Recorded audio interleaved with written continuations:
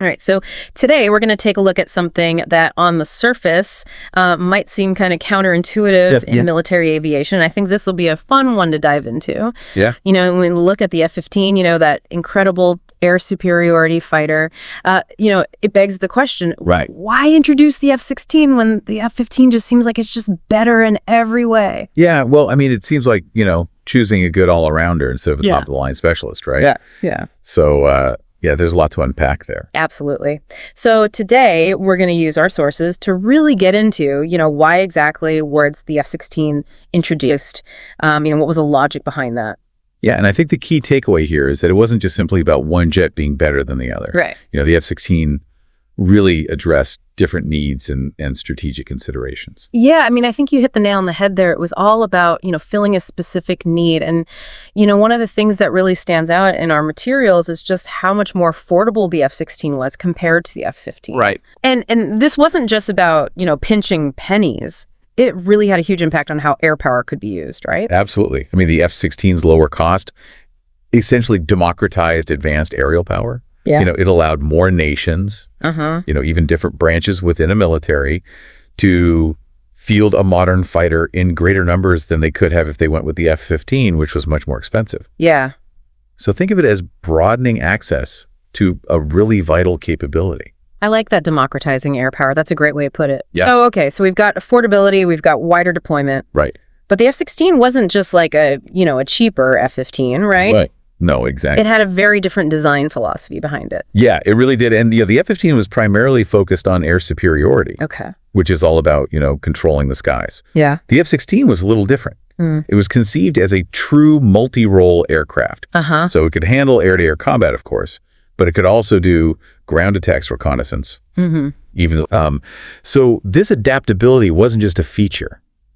It really represented a fundamental shift. Yeah. In how militaries were thinking about their aerial assets. They were looking for more flexible options, and the F-16 fit that bill. Exactly. And, one of the things that our sources really highlight is this really cool technological aspect of the F-16. Okay. The fly-by-wire system. Right. Now, I'm not an aeronautical engineer. Yeah. So, break this down for me and for our listeners. What was so special about fly-by-wire? Yeah. So essentially, fly-by-wire replaces the traditional mechanical controls of an aircraft with an electronic system. Okay. And what that does is it gives the F-16 incredible responsiveness and agility, especially in close combat situations. Really? Yeah. The onboard computer can make adjustments far faster than a human pilot could ever do manually. Wow. So it really gives it a crucial edge in a dogfight. So almost like it can think faster and react faster than, than a human pilot ever could. So essentially what we're saying here is that while the F-15 might have had,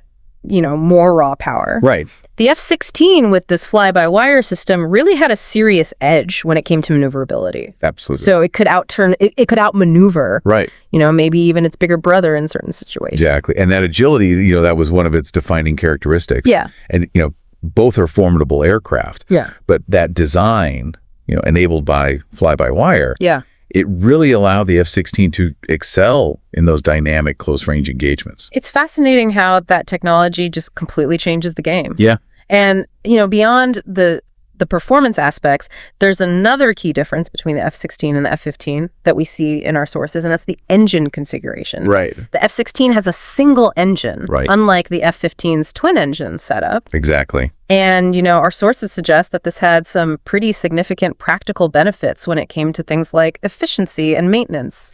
Absolutely. I mean, and it wasn't just about saving fuel either, although that was a definite plus. Right. The single-engine design really simplified maintenance, and it allowed the F-16 to operate from much smaller, less developed airfields. Oh, wow. And that logistical advantage, increased its deployment flexibility hugely. So it could land in places that the F-15 simply couldn't. Exactly. Yeah.